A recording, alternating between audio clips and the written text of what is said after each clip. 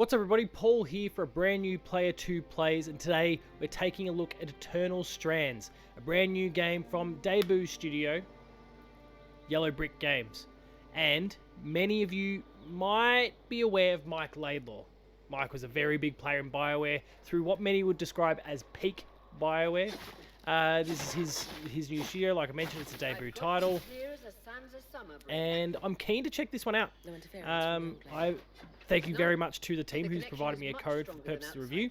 Game comes out at the end of January. That's reassuring. And by the time I guess you're seeing this, it should be available to you. But stay tuned for a full review on the Player 2 website. I'll definitely talk about the game in some great depth there. This is very, very early on, so I've spent about half an hour or so playing the game prior to putting together this video. And hopefully this is the first of many Player 2 plays that you'll see this year. It's certainly something that I love doing, just getting on video. And I know it's not like, it's kind of old video game YouTube in some ways. You know, there's not so many cuts and those sorts of things. It's, oh, there you go.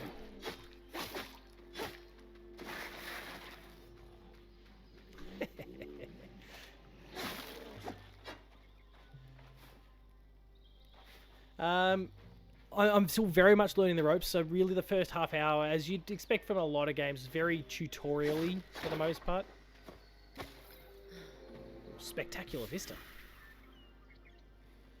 The thing that I think has long caught the eye for me is the visual stylings of the game. Now, I'm a big fan of Darksiders.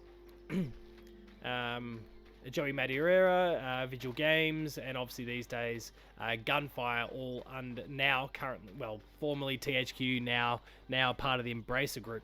I was a big fan of those games as a gameplay experience, but also they looked fantastic. And the visual style of this, firstly, it's far more vibrant. It's not an apocalypse, it's not the end of the world, but the visual style they're going for evokes a lot of that. And then I started reading a bit more about the game and action adventure, and I wonder if I can do something with that. Oh, that's not quite what oh. I can blow it up. Collect some resources here, because who knows what sort of crafting mechanics will come into the game down the line. It instantly caught the eye for that, and then I started to see, action adventure, and it kind of ticks a lot of boxes that I'm kind of keen on in a modern game. And I was in. So here we are. The game is soon to be out as of when I record this, and I'm pretty keen to show off what it's all about, and hopefully it's good. I'm enjoying what I've seen so far.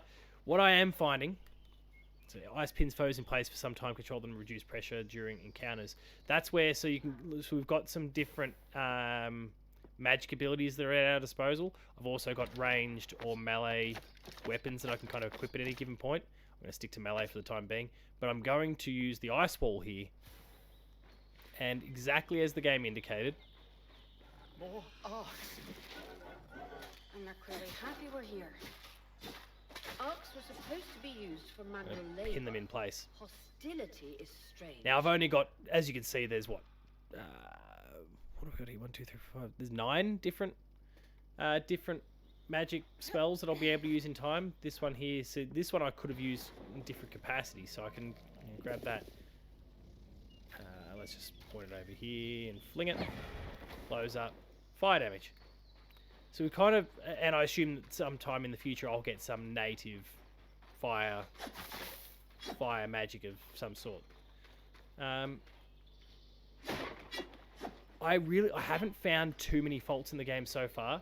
The visual style, as I said, is fantastic. When I get to dialogue scenes, it kind of loses that. Cut scenes, I feel a bit disjointed visually to what we're seeing from the rest of the game here. You can see this fire is kind of lingering, and if I step into that, instantly I'm taking some damage. So how do I traverse that if I wanted to? Let's jump across, bring out our ice wall, and I carve out a path that I can. Now I don't really need to be here, so I'm gonna hop, skip, and jump my way out of it. But where am I going? Look for a second loom gate and fell. Fresh water in walking distance of the campsite. I'll set up a purifier for it and collect later. Where do we see the water? Oh, here we go. This is very early days. I'm just kind of scouting the environment, but I've already dealt with a giant, fire-breathing drake. Vitality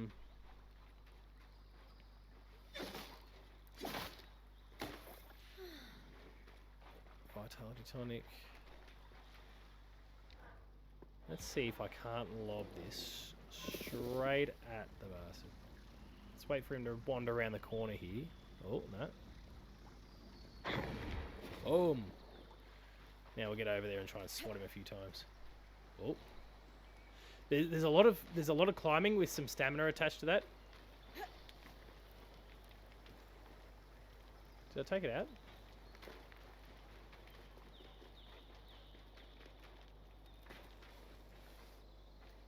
Oh. Success.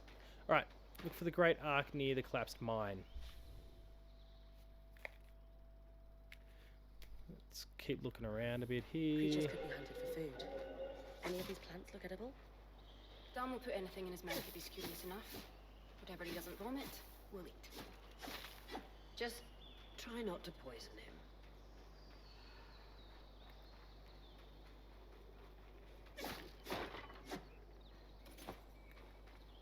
Can only carry 3 vitality tonics in any. What a beautiful view.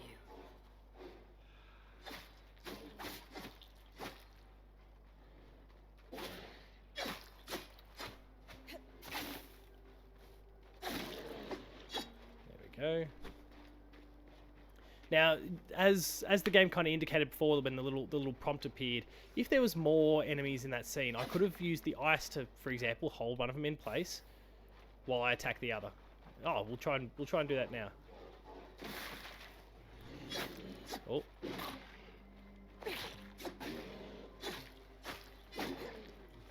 Oh.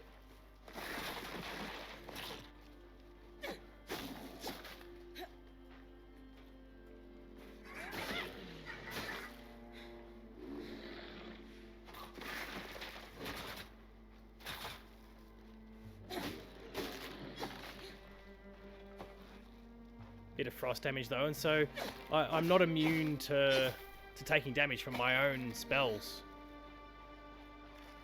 Or from the effects of my own spells. That'll be... I feel like that's the area I lit up before. Oh. Oh.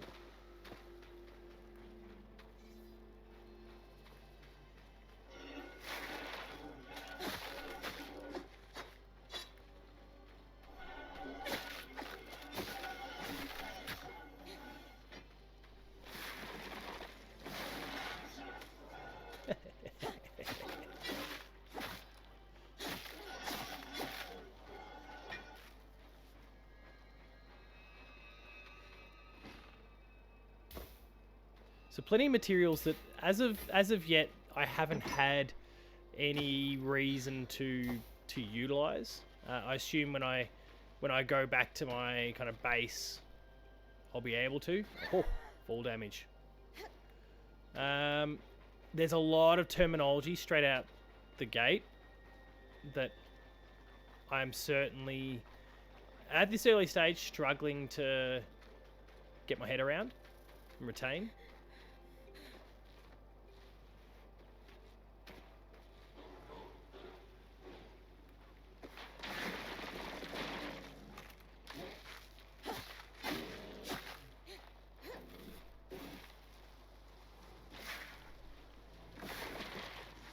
Oh my god, this...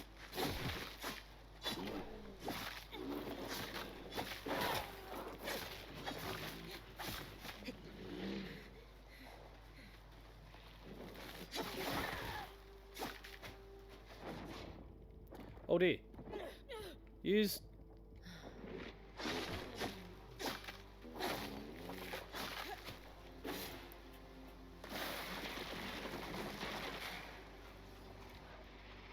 That's...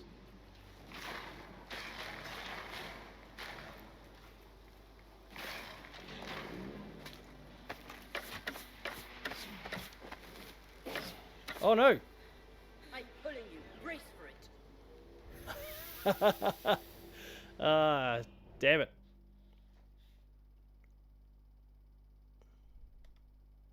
Yeah, it wasn't that it was at dangerous levels. I mean,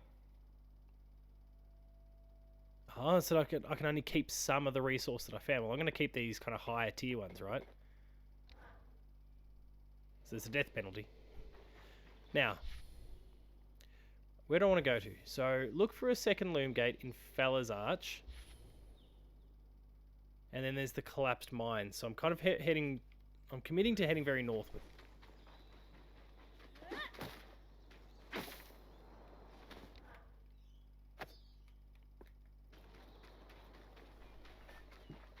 That big boy packed a punch.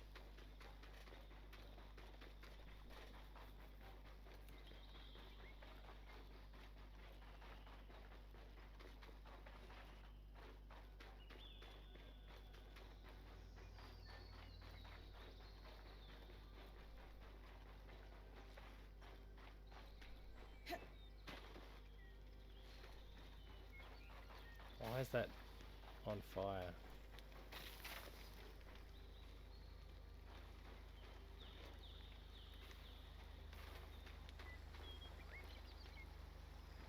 Just is.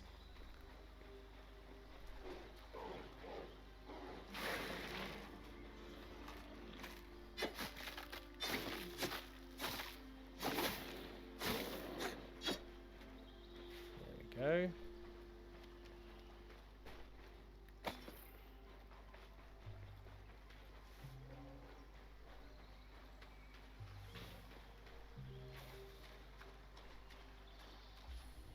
So we're approaching Fella's Arch.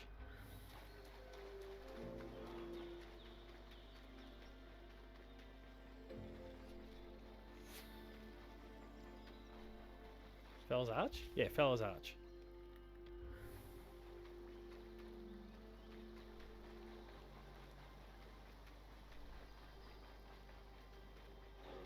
Oh, hello.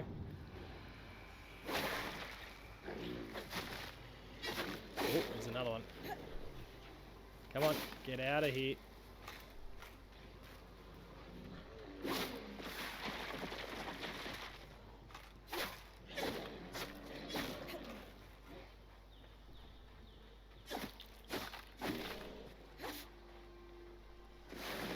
I think I saw a third one. Did I just see a third one popping up over the ridge there?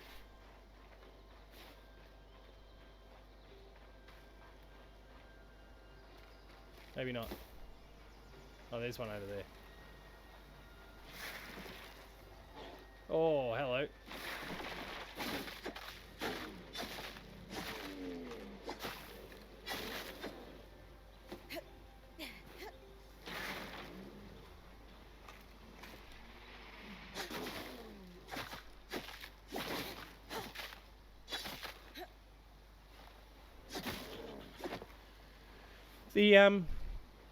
I guess one of the concerns or things that I've kind of noticed so far is that it's very... I mean, the camera's a little bit unwieldy.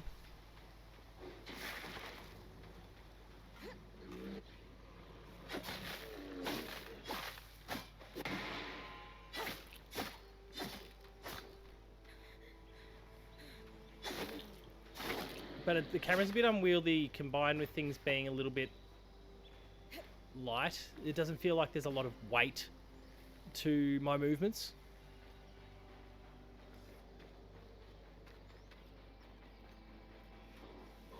Oh, here we go.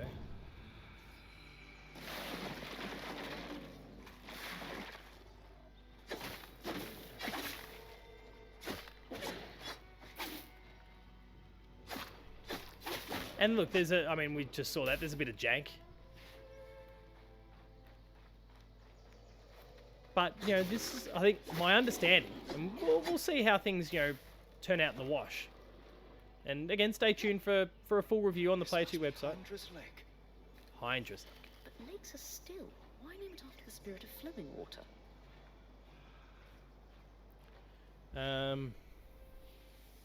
Fella's Arch is this.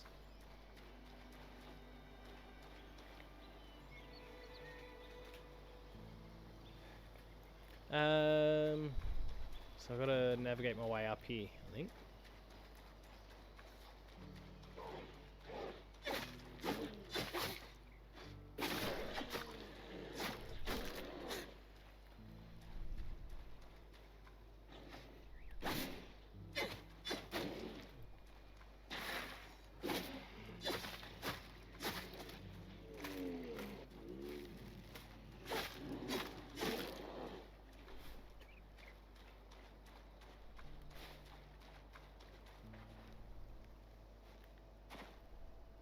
Like it can be a little bit imprecise at times.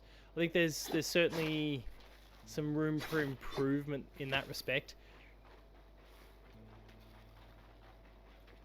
But as much as I'm still, oh, so now we're at the collapsed mine.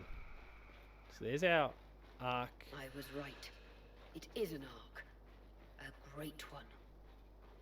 It isn't moving. I'll get a closer look. We'll come back for that because we've got the. Oh.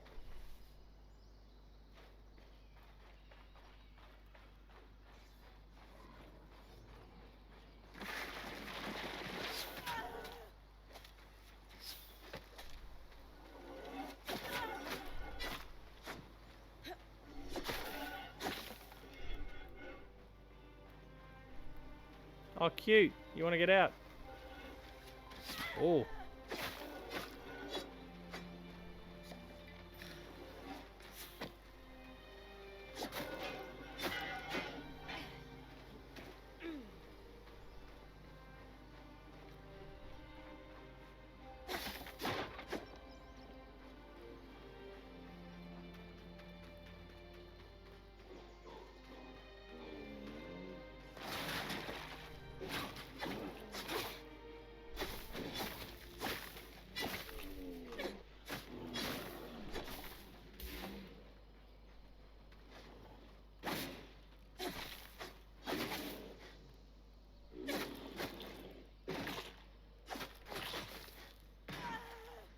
Oh.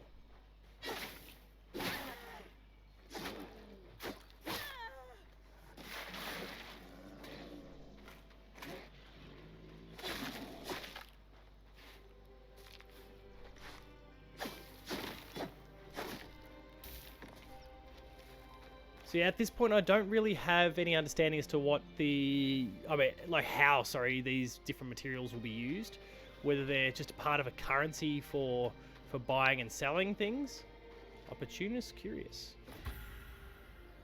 Designs for crafting of a glow and audio indicator to make them easier to collect them to unlock new gear for creation with solar.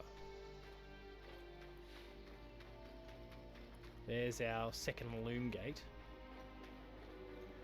And a long discarded staff. What's covering the base? I'll check it out. A lot of debris on the platform.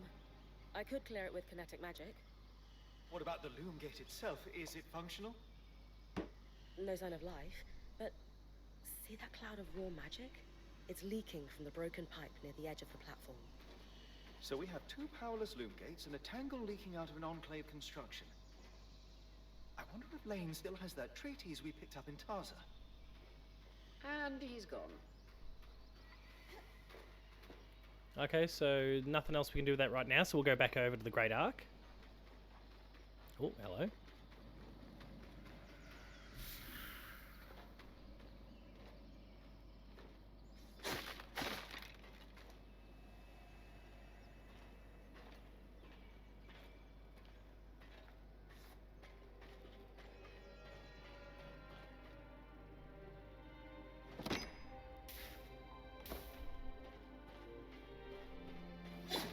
I feel like there's a warning there for a reason. Like I'm gonna go to leave and something's gonna jump me.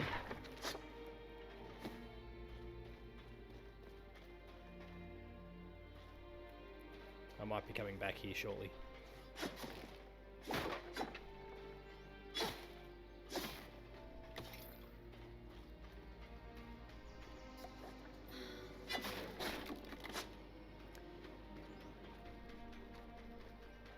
Yeah, so there's a bit of a lack of precision when it comes to taking out like destroying just small nothing objects, like what we, like those bags and the like. Like I can't press anything to lock in on these, but that would be really handy.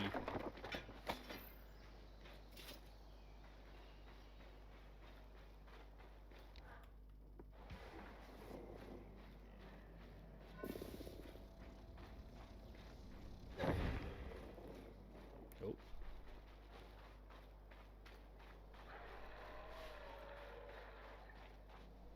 There's something that doesn't like me here.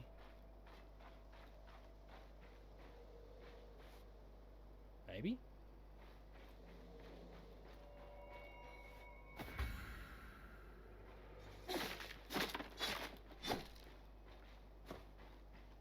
Maybe not. Like that sort of stuff. It's a little bit of indie jack, and look, I can deal with it. There's going to be imperfections with a game like this. There's something in the area.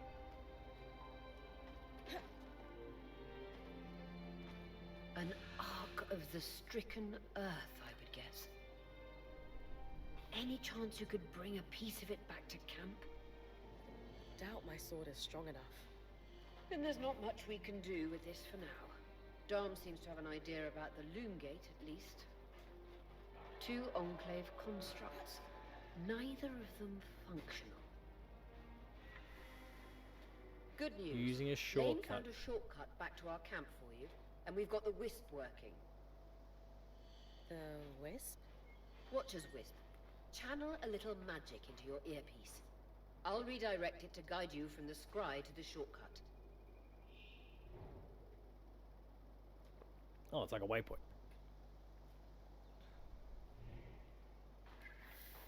I see the path. Good. That should take you to the shortcut. Oh no, so it's an as the bird flies one rather than a...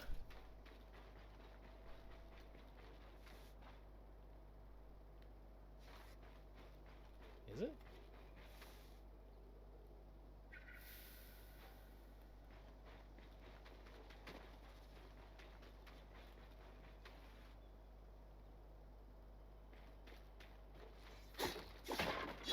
And it feels...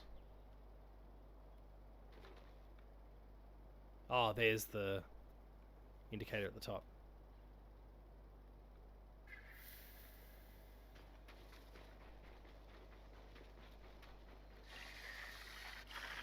Oh.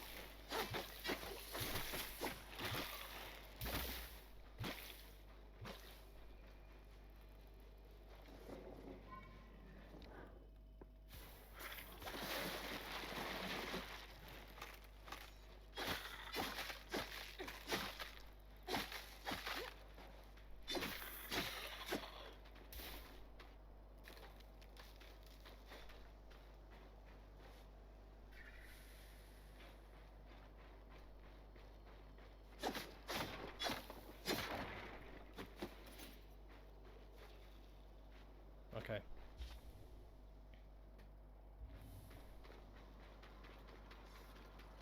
That should be it. According to my map, it's a man-made tunnel. I'm not that grants crazy easy about access to the the way waypointing. Like, it's very vague.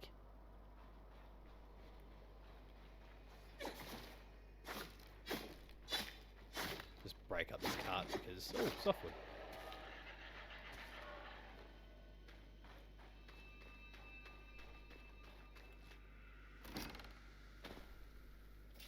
Oh, and as the game has just told me, I've got no room for crafting materials. So can I...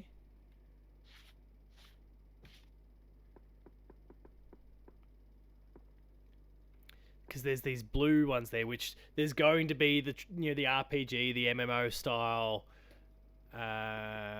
tiers to different crafting materials. I feel like I don't really want to leave.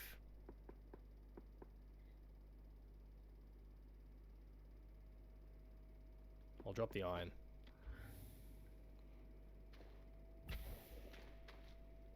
Yeah, it's 3-star stuff. But then fleeced hide as well. So let's go back to my inventory and toss out something that seems to be pretty yeah, I can get rid of the Akala fur.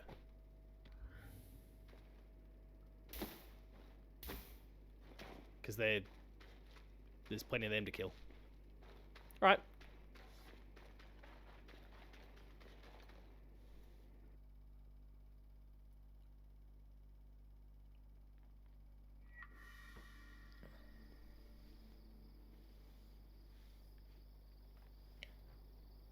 Bryn's back. Let's fill her in. So yeah, you can see a lot of the dialogue is kind of in the, that We more think we found a way to activate the loom gate in simplistic our sort of camp and style, and people then into we're probably not gonna see a cutscene through this, but artistically it doesn't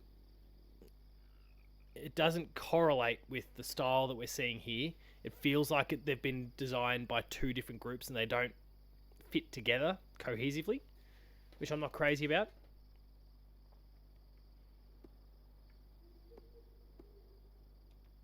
Skies, what are we waiting for? I want to be the first one to travel through a gate. It will be a defining moment of your career. So, how do we repair a loom gate? What made the Enclave remarkable was not merely their constructs, but their ability to power them. It has long been rumored that beneath our very feet exists an extensive magical network known as the Tapestry. The pipe you found in Glintwood Hollow is proof of its existence. It must be a conduit that directs raw magic to the loom gates as a source of power. And the tangle that formed around it was a leak. Precisely. Our theory is that patching the rupture will restore power to the gate. Thankfully, Seven Lane have a plan for that. We don't know a lot about Arcs, but I dug up some old stories from logs that we inherited from a weaver band that broke apart. In notes dated before the surge, this band managed to get one of the enchanters who worked on the Arcs riotously drunk and talking. Apparently, the Arcs have a thin carapace between their skin and their armor plates that's nigh immune to magic, and can be separated and a magically resistant material like that would be perfect to seal a rupture in the tapestry. So I need to cleave this carapace off the Ark? There's no way my sword is strong enough. Come see me and we can make some improvements to Sola's forge. Which, in turn, means... I could hone your sword so we can cleave the carapace, no problem. Great. We'll talk. One more thing.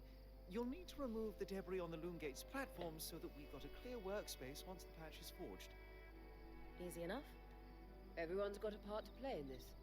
Let's get to work. All right. And on that note, that is where we're going to wrap things up for this entry of Player 2 Plays. The first I've done for 2025, the first I've probably done for ages, but recording things out of sequence. There's a range of different videos that should be going up for a range of different games that I'm playing at the moment, and I'm keen to share those with you, keen to keep doing it over the course of 2025. I hope you enjoyed this, and I hope that you stick around, hit subscribe on the YouTube channel, check out all the things we're doing, from more Player 2 Plays like this, to Patched, our weekly games podcast. We've got shorts and a range of other content that can be found exclusively on our YouTube channel, so please subscribe and go and check it out. Visit the website, player2.net.au, for reviews, previews, opinion pieces, news, opinion pieces, and more. Links to the podcast series as well. We're on Patreon, patreon.com/player2au. Getting a few bucks, lower tiers early access, higher tiers monthly episode exclusives. And finally, there is our socials. You can find us on Twitter and Blue Sky at player2au, myself at Paul James Games. Thank you very much for watching as always. Thank you very much, Yellow Brick Games. I'm keen to check out more of this. Stay tuned for the review on the Player 2 website. It should be live now. And I'll see you later. Cheers. You practically finished it.